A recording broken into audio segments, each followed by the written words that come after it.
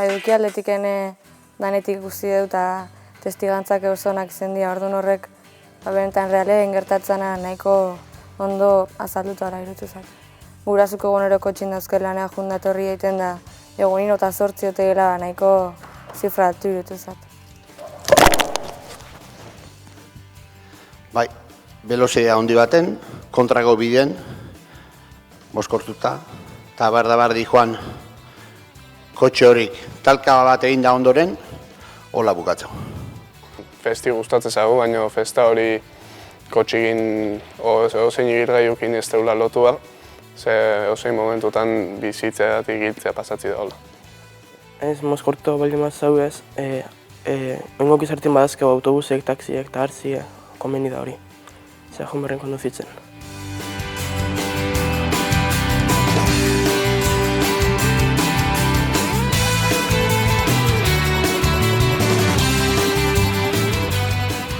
Lehenengo lana prebentzioa da, segurtasuna, lekua ondo babestea. Eta ondoren, zaurituak, begiratu, atenditu, zuhiltzaileei eta erizainei lekua ondo babestuta eta lana egoki egin dezaten bidea iriki, eta ondoren ja bulegoko lana izango litzake. Uste dut kontzientziatzeko oso ondo ondala, eta planteatzea minutu bat gelditzea zure bizia izan daitekela, orduan uste dut bai, kontzientziatuta egon diala.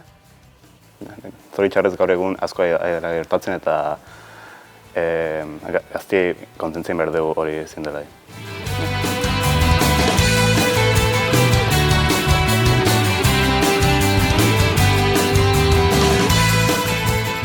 Zuek ez daukazue ordezko piezarik. Hori ez zait bat ere gustatzen. Ni proben, talken eta istripuen ondorioak jasan ahal izateko sortua nago. Zuek adibidez, azterketa bat suspenditzen baduzu aukera berriro egiteko. Errepidean ordea askotan ez daude bigarren aukerarik. Eta Adamik dioen bezala, zuk ez duzu ordezkorik, bai. Teknologia berritxeak ustot aproposa diala, jende ikasle hauentzako, beraien atentzioa bere ganatzeko, eta gaina ikusita gaur zenba jente egon geran, eta danak isilik, nik uste dut interesante izan dela.